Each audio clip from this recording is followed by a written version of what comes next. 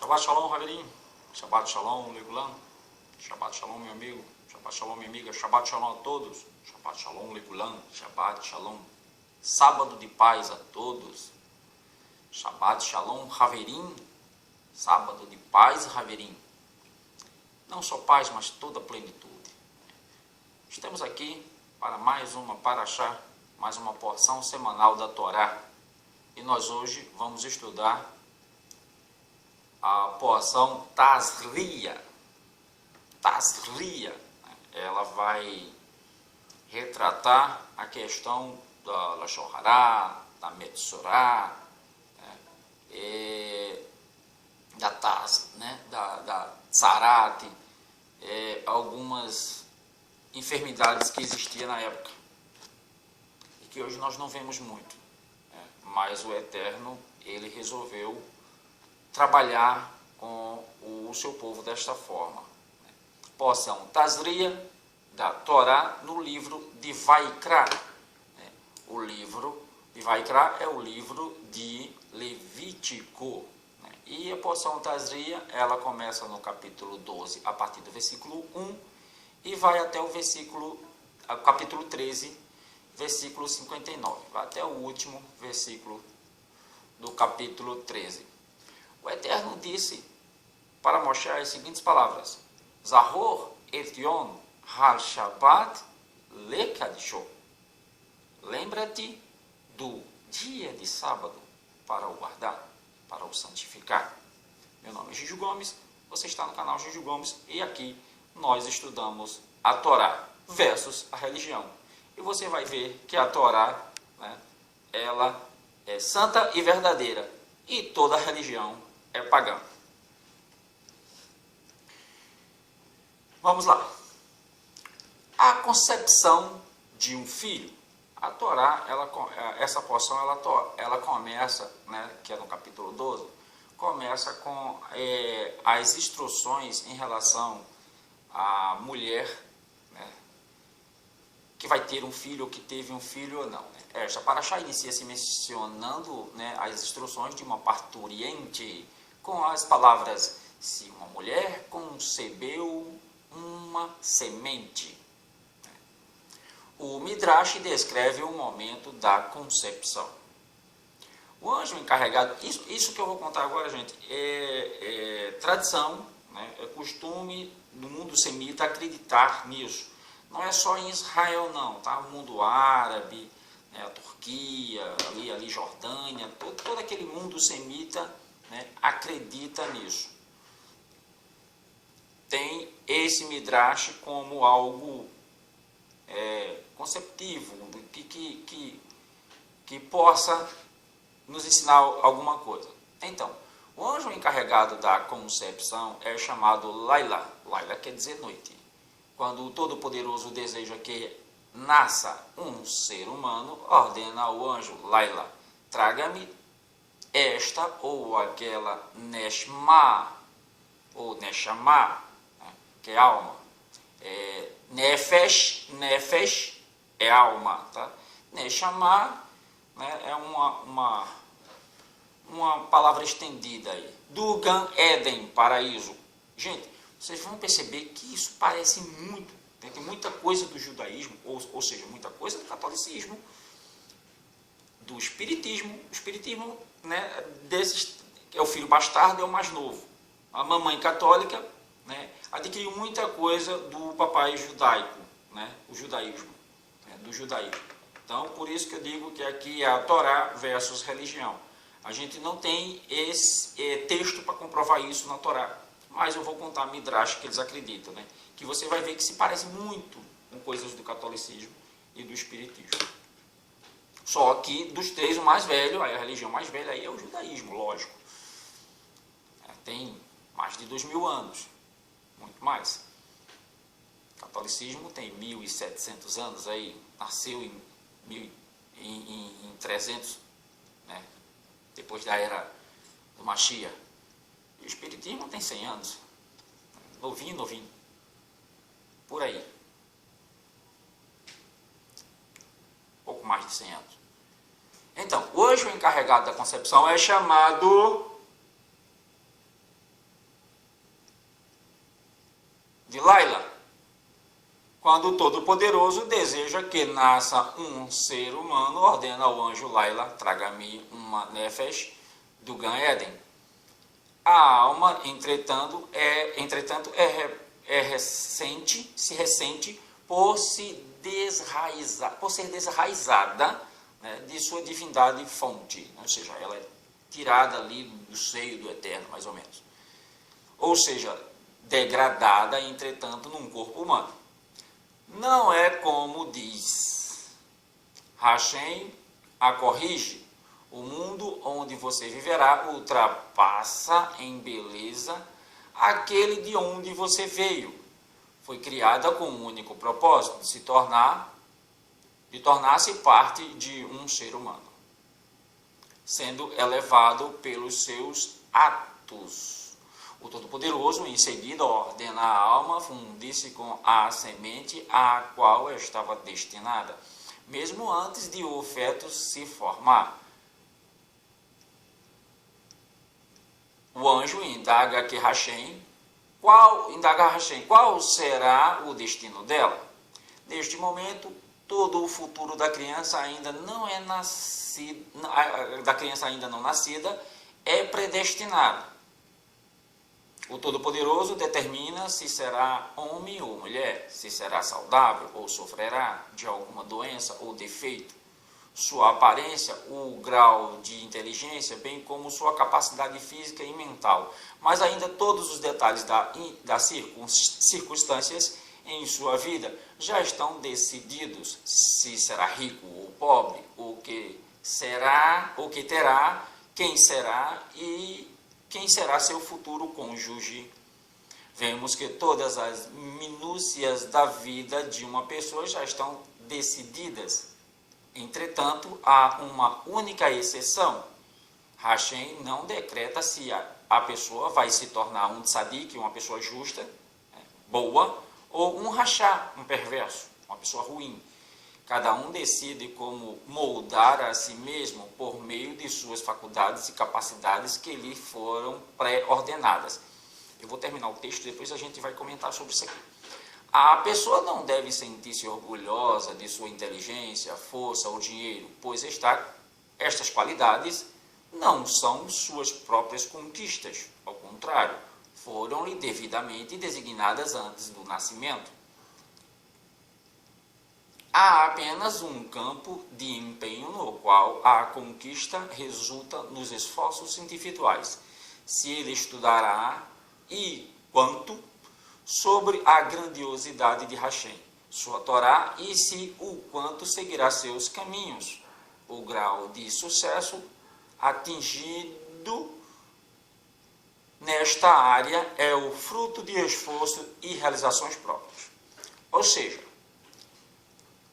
o que o judaísmo está dizendo aqui é que o Eterno determina, né, todos os segmentos da vida da pessoa, menos se ela vai ser boa ou ruim. Isso aí depende dela.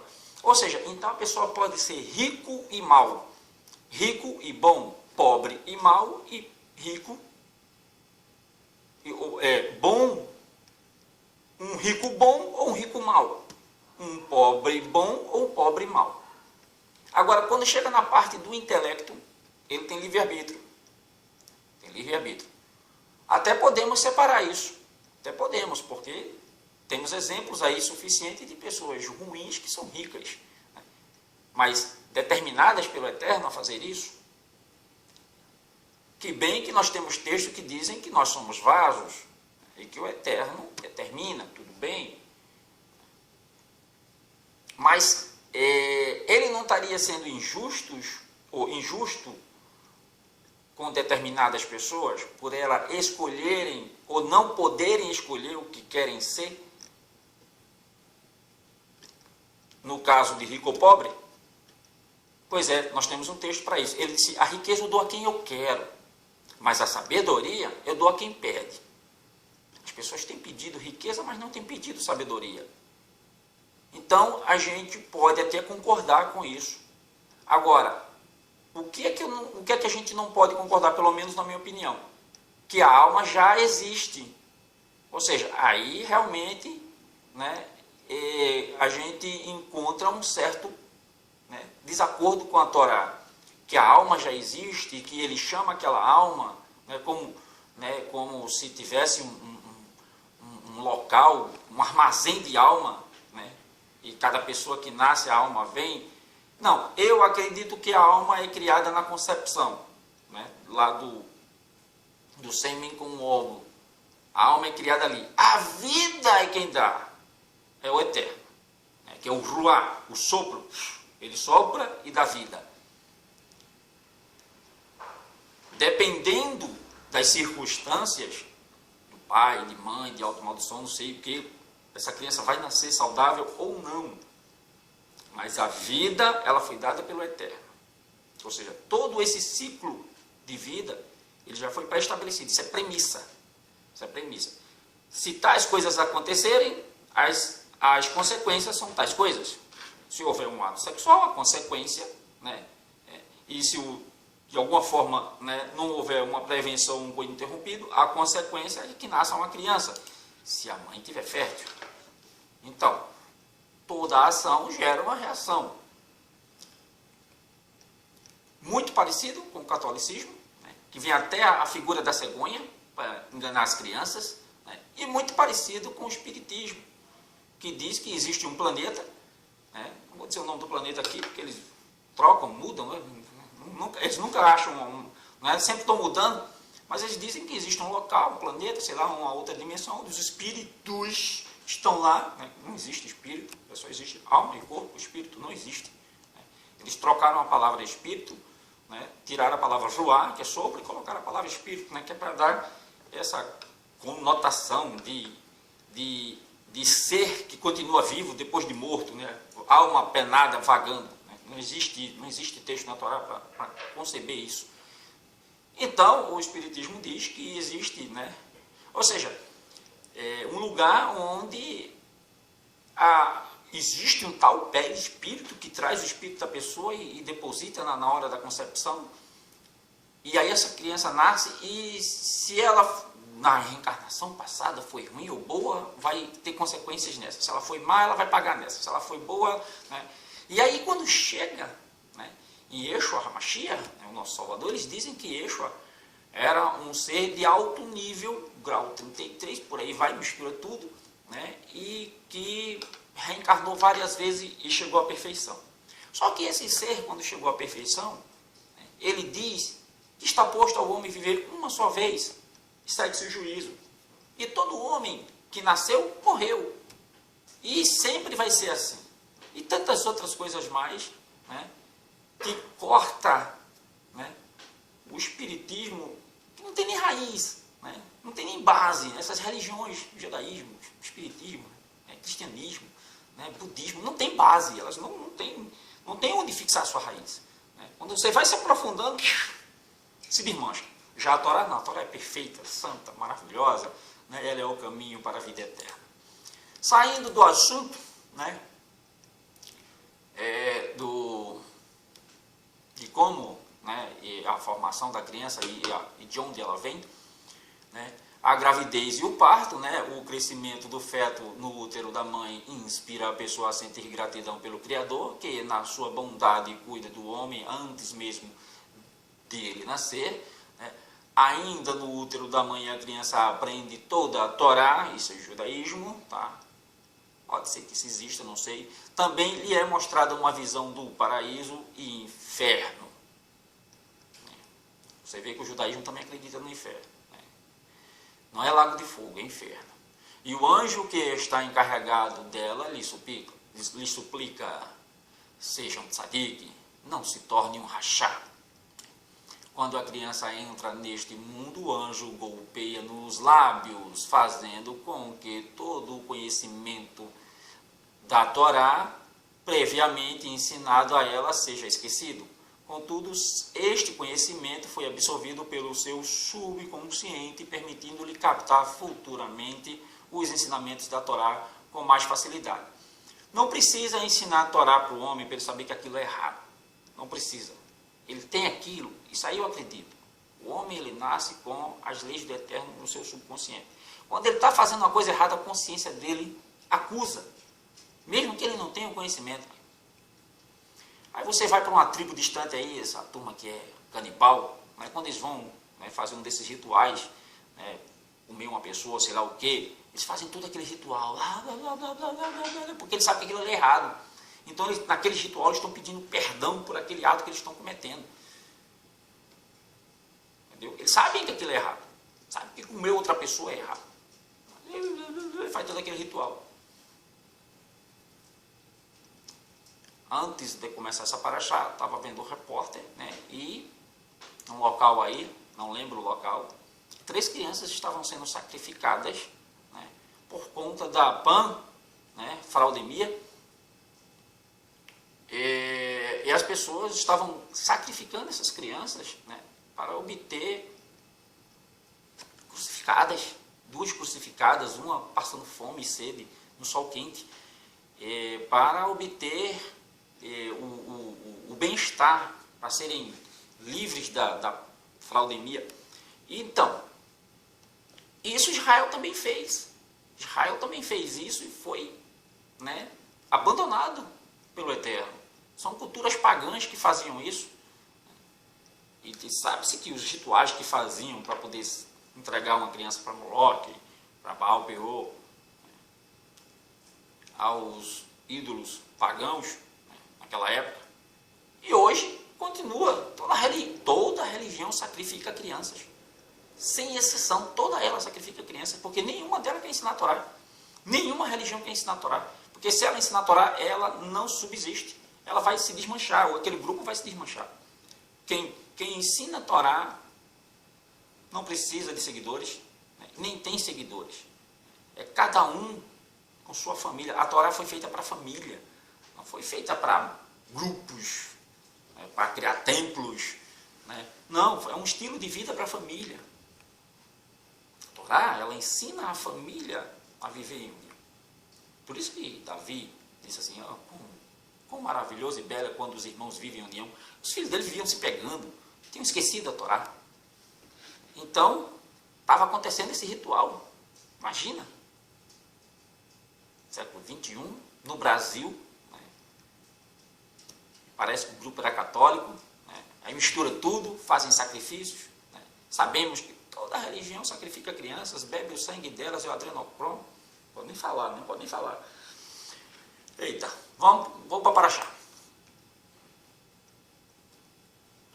Aí vem a mitzvah de circuncidar o bebê, né? O bebê, ao 8º dia, tinha que ser o 8º dia para circuncidar a criança. O Eterno mostrou aí que ao 8º dia a criança já está forte, né? E mesmo assim ela tem uma imunidade muito boa para aguentar a Berit Milá, que é a circuncisão, ao 8º dia. Antes disso não pode, a criança ainda não tem força suficiente para aguentar isso. E depois disso dói muito. Hashem nos ordenou esperar até o dia em que ele sabe que a criança possui força suficiente para suportar a operação. 2, né, a circunstância é considerada similar a um sacrifício, pois a criança é, por seu intermédio, colocada sobre as asas da Shekhinah.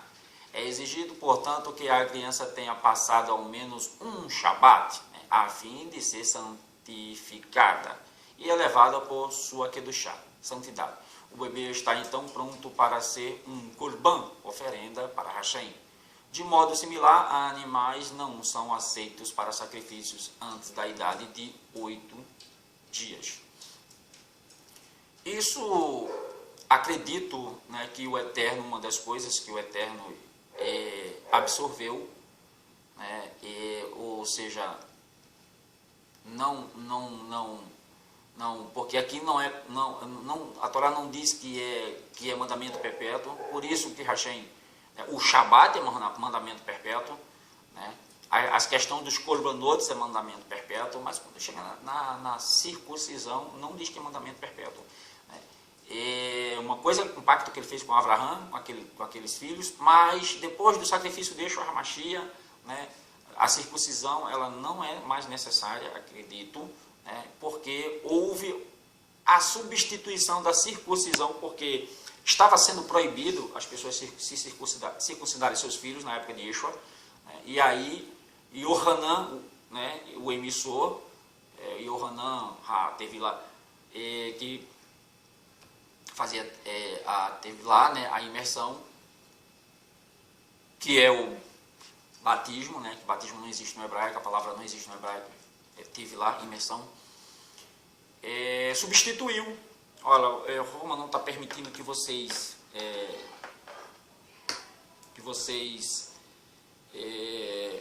façam a circuncisão dos seus filhos, então venham que eu vou batizar, né, eu vou imergir vocês, né, para fazer techuvá, fazer retorno, né, então, e depois, né, depois nós vemos o próprio, né, Kefa, né, Pedro, dizendo que basta crer, não precisa ser batizado, está lá em Atos 15, né, na assembleia que houve. Então, vemos que o batismo foi só a preparação do caminho, a preparação do caminho, e Yohanan veio para preparar o caminho, né, para substituir aquele que João, né, Yohanan, ele era filho de Zacarias, Zacarias era sacerdote, João poderia ser sacerdote, né, poderia estar na lista dos sacerdotes, né, mas João preferiu viver com os assênios, longe, né, lá nas montanhas de Qumran, onde foram encontrados os chamados tais livros do Mar Morto, né, artigos do Mar Morto, mas foram lá nas montanhas de Qumran, onde João habitava, Yohanan habitava por ali, batizava o povo por ali. Então, João era um assênio, era muito zeloso da Torá, era um assênio, e os assênios não eram assim com o sacerdote, não. E outra, Yohanan veio, né, em vez de praticar sacrifícios no templo, não, ele veio e trouxe um ritual, né, que substituía o sacrifício, que era, ou seja, que substituía todos os sacrifícios que tinham na Torá. Guardar mandamento é uma coisa, os sacrifícios para perdoar pecados é outra. Então, Yohanan, né, preparou o caminho para Yeshua com um ritual onde já substituía os korbanot, os sacrifícios, e a Berit Milá, que era o batismo, a imersão nas águas. E depois veio Yeshua e completou a obra com ele sendo o próprio sacrifício. Terminou esse assunto, né? Procedimentos da Berit Milá, a gente acabou de conversar sobre isso. A mamãe de um bebê, ela tinha que oferecer korbanotes especiais na época, né, do Beit Hamikdash, né? E aí, né, você lê o texto lá, você vai entender quais eram os sacrifícios que a mãe tinha que oferecer. Para o menino, ela ficava uma semana, né, de quarentena, e para a menina, ela ficava 2 semanas de quarentena. Isso é coisa do Eterno, Ruquim, são mandamentos Ruquim, a gente não entende por quê. A menina tem que ser, acho, 2 semanas, eu acho que é isso. O que é Tsarat? No capítulo 3 ela vai falar de Tsarat, o capítulo 13 todo fala de Tsarat. A Torá continua e nos relata sobre o tipo de diferentes de impurezas, impurezas. Uma delas é a Tsarat. É um problema de pele que pode ser diagnosticado apenas por um corrente, sacerdote. Se um hebreu, homem ou mulher ou criança, percebeu uma ou mais manchas brancas na pele, deve suspeitar a possibilidade de Tsarat. Foi-lhe ordenado mostrar o local a um corrente. Ou seja, quando a pessoa pecava, principalmente Lashon Hará, Miriam, ela cometeu Lashon Hará, né, quando ela falou mal de Moshe. Então ela ficou com Metsorá, a Tsarat, que ela se tornou uma Metsorá, ou seja, uma cometida de Tsarat, que hoje chamam de lepra. Né? Então, às vezes, o pecado ele era oculto, mas aí aparecia Tsarat na barba, né, no cabelo, na pele. Opa, esse cara está com pecado. Qual é o teu pecado? E era assim que o Eterno purificava o seu povo. Ou seja, tanto que um dos sinais, né, foi Tsarat. Né? Tsarat, quando Moshe se apresentou para o povo lá no Egito. Ele botou a mão dentro, quando tirou, a mão veio com Tsarat. Ele botou de novo, ficou limpa. Ou seja, o Eterno vê tudo. Porque Hashem punia as pessoas, né, com Tsarat. uma das pessoas tornou-se sua alma impura por cometer algum pecado grave, Hashem, por sua vez, torna seu corpo impuro com tzarat. Isso ajudaria uma pessoa a saber que pecou e deveria fazer teshuvah, certo? A Torá ordena que um metzorá, que é indivíduo que está doente de tzarat, procure um kohen, não um médico. O kohen instará a metzorá e a deixar de pecar, e comer e cumprir mitzvot, ou seja, ele vai começar a cumprir mandamento ali para poder se purificar. Se o metzorá, o acometido de tzarat, de lepra, faz teshuvah, a Hashem permitirá que ele se torne puro novamente. Hoje não precisa mais lepra, As pessoas têm pago os seus pecados de diversas formas, É só você ver aí, as pessoas têm pago, não precisa nem lepra. Diversas formas, está aí no mundo para mostrar que as pessoas são más e ruins e que cometem pecado e sofrem aqui mesmo. O que acontece com aquele que cometia tzarat? Quando o Bnei Israel viviam no deserto, o metzorá, o cometido de tzarat, deveria abandonar o acampamento e ficar sozinho. Na época do Beit Hamikdash, ele tinha de sair das cidades com muralhas, ficava completamente só. Nenhuma pessoa tinha permissão para sentar-se perto dele. O metzorá tinha de cobrir a boca com um lenço. Isto o lembrava do Lashon Hará, o Lashon Hará, que é a língua maldita, que causara a sua tzarat. Ou seja, só falar mal da vida dos outros já era cometido de tzarat. Ao ficar sozinho, sem vizinhos, amigos ou família, o metzorá tinha tempo de sobra para meditar sobre suas ações e por que Hashem o havia afligido com tzarat, com lepra. Tinha uma oportunidade de fazer teshuvah, de retorno, de voltar a cumprir mandamentos, se arrepender. Se Hashem aceitasse sua teshuvah, a tzarat desaparecia. O homem podia, então, convocar o kohen para examiná-lo novamente. E o kohen decidisse que os indícios de tzarat haviam, de fato, desaparecidos, o metzorá era ordenado a purificar-se.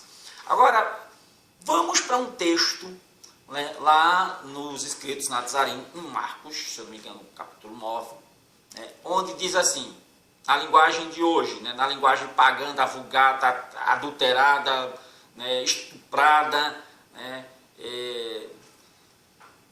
jogada quase no lixo. Diz assim, e estava Jesus na cidade de Betânia,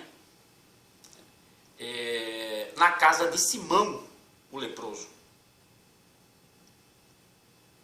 Pode isso? De acordo com o texto aqui, pode?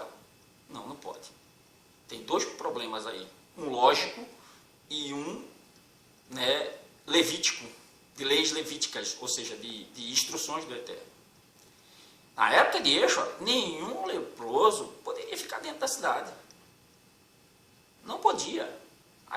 As leis levíticas, as instruções do Eterno ainda estavam sendo cumpridas. Muito à risca.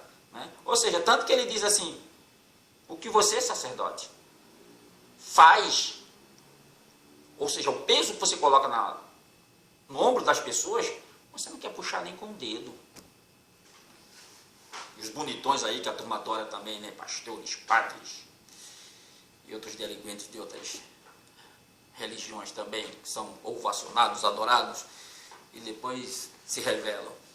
Então, Simão não era leproso. Quando a gente vai, estuda o texto, procura a raiz da palavra, vai na raiz etimológica da palavra, no contexto cultural daquela época, usa de arqueologia, de geografia, de também antropologia para entender quem vivia ali. A gente descobre que Simão, ele era oleiro, ele não era leproso. Yeshua estava na cidade de Beit Ani, não é Betânia. Betânia é uma tradução errônea, não é nem transliteração. Beit Ani, porque Beit é casa e Ani pobreza, ou seja, as pessoas que viviam naquela cidade eram pobres, eram oleiras, eram pobres, nunca havia um oleiro rico. Estava Yeshua na cidade de Beit Ani, na casa de Simão, o oleiro. Aí você disse, mas Simão era leproso e ele jantou com Simão, comemorou a Páscoa com Simão, na época da Páscoa isso, e não curou Simão, né? Passou batido Simão, ou seja, comeu com o cara e não curou ele, ou seja, Marcos passou batido nisso aí, nessa cura? Não, porque Simão, Marcos não falou de cura nenhuma ali, porque Simão ele não era leproso, ele era oleiro, ele estava na cidade dos oleiros, dos pobres, onde viviam os oleiros, na cidade de Beit-Ani, casa da pobreza. E aí, né, Yeshua gostava muito de ir para lá, porque era o lugar dos pobres, ele gostava de estar ali. E aí você vê o erro. Né? Esse é um erro simples, que não vai trazer consequências para a tua salvação. Mas o catolicismo, ele cometeu, primeiro com os gregos, quando traduziram a Torá, logo lá no início, depois, né, com o passar dos séculos, depois com Jerônimo, tanto que Jerônimo faz uma carta pedindo perdão e dizendo que os pecados dessas adulterações caia sobre a igreja e sobre os papas. Você sabia disso? Então fica sabendo. Jerônimo, ele faz uma carta, né, lavando as mãos, ó, não tem nada a ver com isso, mandaram fazer, só estou, né? Tanto que ele traduziu uma vulgata ao pé da letra e a outra trocando os nomes de todo mundo. Nome de pessoas e lugares. Aí foi quando se colocou o nome Jesus Cristo, né, no lugar de Yeshua ben Yosef, Yeshua filho de Yosef.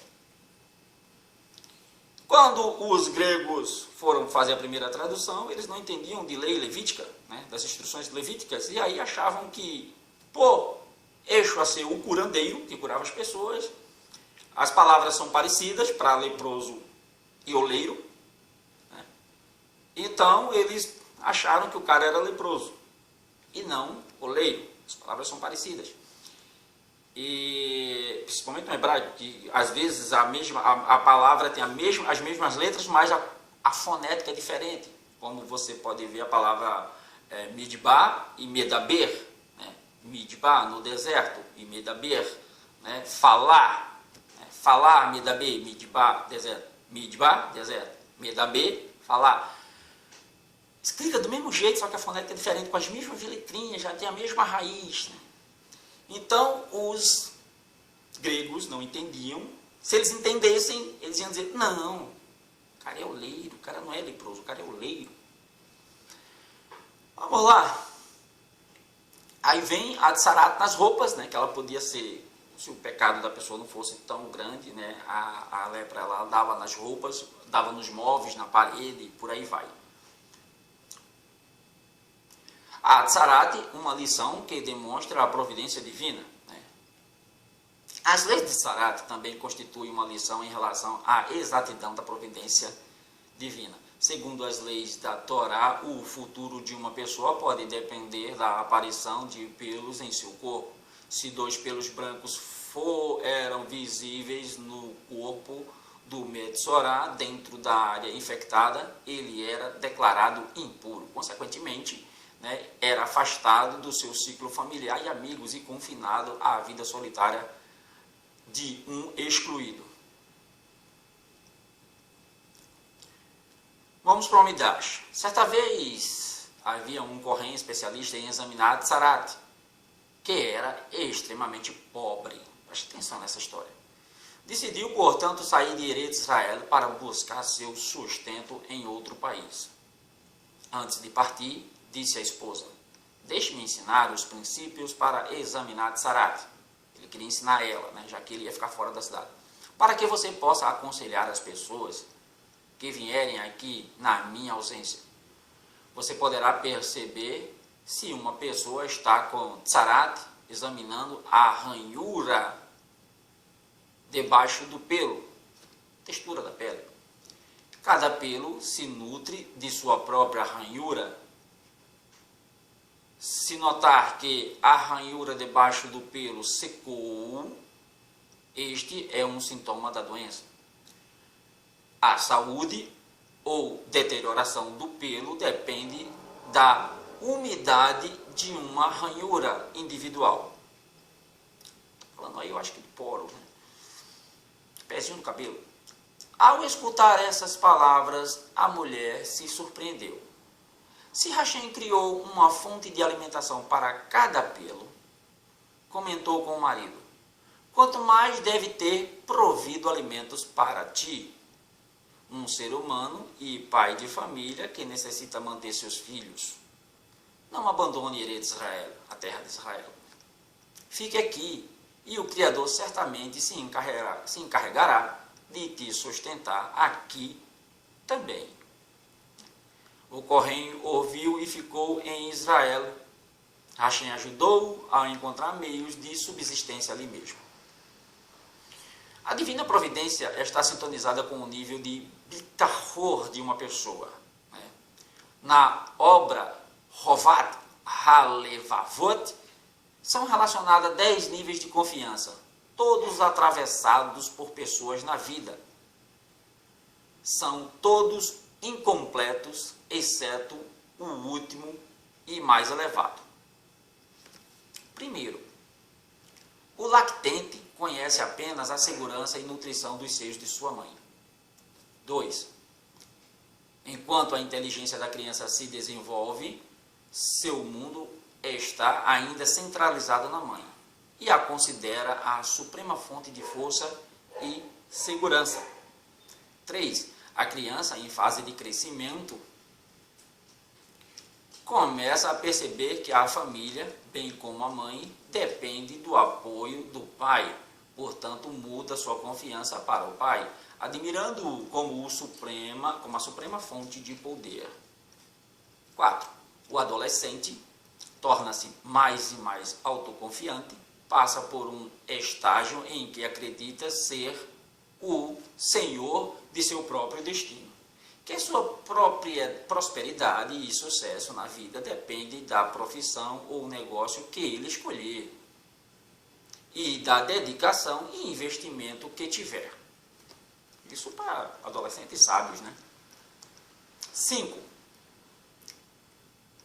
Ou então, se não trabalha, confia em outros seres humanos, acreditando que seu sustento provém deles.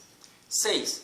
Por fim, ele percebe que existem áreas na vida que estão além do controle humano, por exemplo, saúde e doenças, catástrofes nacionais ou individuais, e assim por diante. Colocará então sua confiança no Todo-Poderoso para estes assuntos, suplicando a ele para ser poupado do mal. No entanto, este bitachor é incompleto, e o profeta censurou isso, dizendo, quem censurou foi Iemiarro, Jeremias, capítulo 2, versículo 27. Na sua hora de aflição, eles dizem, levanta-te e salva-nos. É só na hora da aflição, né? Então, Jeremias foi lá e Iemiarro. Um nível mais elevado de verdadeiro reconhecimento é a recusa da pessoa se arriscar-se em benefício do sustento. Isso é o 7, tá? Ou envolver-se num negócio que prejudique sua saúde, confiando que Hashem proverá suas necessidades, mesmo que ele se abstenha dessas ocupações. 8. Num nível ainda mais elevado, ele absolutamente não acredita em causas mundanas, percebendo que elas não podem beneficiá-lo ou prejudicá-lo, que não lhe fornecem o sustento, nem o diminuem. Ao contrário, todos os eventos são causados unicamente por Hashem. A razão para que ele se engaje num negócio ou profissão é motivada apenas pelo respeito à vontade do Todo-Poderoso, de que a pessoa não fique indolente, mas faça algum trabalho. 9. À medida que seu conhecimento se aprofunda, ele percebe claramente que uma ocupação não lhe dá sustento sequer por um segundo e que todas as facetas de sua vida, sua posição financeira, sua saúde e assim por diante, foram determinadas da melhor maneira possível por Hashem. Portanto, ele agradecerá constantemente bendizendo a Hashem tanto pelas tragédias quanto pela boa sorte. E jamais desejará aquilo que não faz parte do seu quinhão. Isso Yeshua nos explica na questão do aquele que disser amém neste mundo, dirá amém no mundo vindouro. 10. O supremo reconhecimento é a verdadeira avaliação que a pessoa faz da natureza fugaz deste mundo, com todas as suas ocupações e a percepção de como é notável o mundo vindouro, que perdurará para sempre. Ele se deleita então em estudar e refletir sobre a grandeza de Hashem, é o que nós estamos fazendo agora, ocupando-se com o estudo de Torá, em vez de exercer atividades mundanas, confiando que o Todo-Poderoso proverá para ele. Esta atitude é conhecida como Ben Olam Rabá, ou seja, bem, filhos do Olam Rabá. Filhos do Olam Rabá. Terminamos nossa paraxá de hoje. E eu acho que ela foi muito boa. A gente aprendeu muita coisa. Espero que você tenha aprendido também. Se você aprendeu e gostou, você pode compartilhar com seus amigos, ou pode tornar o canal conhecido aí para que outras pessoas cheguem ao conhecimento também. Vocês podem perceber que eu não faço menção de religião nenhuma aqui. Cada um pode seguir a sua religião, acreditar no que você quer, seguir o caminho que você quiser. Eu proponho, ou eu aconselho que você siga o caminho da Torá. Não há nada de ruim em seguir o caminho da Torá. Além de você se tornar uma pessoa melhor, mais sábia, boa, você estará se resguardando para viver eternamente no mundo vindouro, seguindo os mandamentos do Eterno. É só a Torá. Não tem religião, não tem cacuete, não tem misticismo, não tem dogma, aqui não tem nada, aqui só tem a Torá. E aí eu até ainda revelo, olha, tua religião segue esse caminho, mas a Torá não fala sobre isso, a Torá fala sobre esse caminho. Está aqui o texto é claro, e a gente busca mais argumentos com arqueologia, com antropologia, com costumes da época, com tradições da época, para entender o porquê daquele texto foi escrito daquela forma e para quem foi. Certo? Nós acreditamos que a Torá é o caminho verdadeiro para a vida eterna. Porque a Torá, ela é o verbo, ela se fez carne e habitou entre os homens. E ela disse, através daquela carne que ela estava habitando, que ela é o caminho até chegar ao eterno. Mas não é para adorar a pessoa na qual ela estava habitando, mas para adorar a pessoa que ela indicou, o ser que ela indicou, que é o eterno, poderoso, verdadeiro Pai, do nosso Yeshua HaMashiach, nosso Salvador. Vamos terminar a porção de hoje. Vamos recitar a Birkat Kohanim. E terminamos. Você, quando recita a Birkat Kohanim, você não recita para você, mas você recita para os outros. Não é bênção para você, é bênção para os outros. Yivarichecha Adonai veishmerecha, Yair Adonai panavelecha, Vihuneka itzah Adonai panavelecha veyatzelecha. Shalom. Nós vamos estudar sobre a Birkat Kohanim quando chegarmos no livro de Números, lá no capítulo 6. Se você quiser, você pode pular para lá para ver o que é que diz. A Birkat Kohanim, a bênção sacerdotal. Vededut et haimet, vehaimet techaher et her. E conhecereis a verdade, e a verdade vos libertará. Elohim melech neeman. Elohim é rei fiel. Esse é o significado da palavra amém.